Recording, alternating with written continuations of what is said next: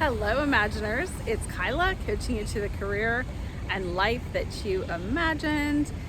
We've got some reindeer decoration in the background and some Christmas lights, and it seemed like the perfect time to talk to you about what I'm calling gifts that you give to yourself and ultimately the world.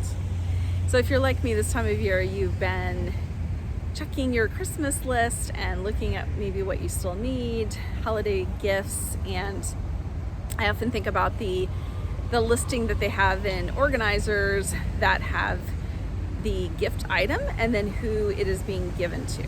And several years ago, I started thinking about the gifts that I give to my clients, the people that love me, that I love, and that is self-gifts that I want to continue to grow and expand and even see in myself. Continue to honor those. And so I used one of those gift listings to actually write down the self gifts, things that people tell me that they appreciate about me and things that I appreciate about myself. And I look at that listing often as a reminder of all of the contributions that I make when people experience me. And again, that can be in my coaching practice, it can be in my personal life.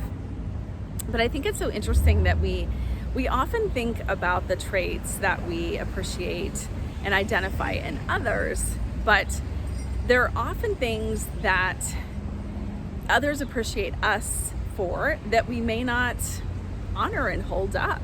And I think the holidays is such a beautiful time to really think about what are those gifts that you are given to the world simply by being you, simply by continuing to show up every day.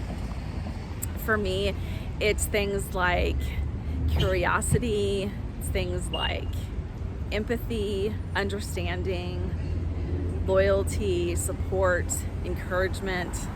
These are the things that other people have told me that they see in me and appreciate in me. And oftentimes when I am working on something and it's not necessarily going the way that I planned that it would, I think about those gifts that others see in me and how I can continue to see them in myself and continue to cultivate them in myself. So if I'm working on a project and again, it's not necessarily going the way I want it to, how would I be encouraging to myself?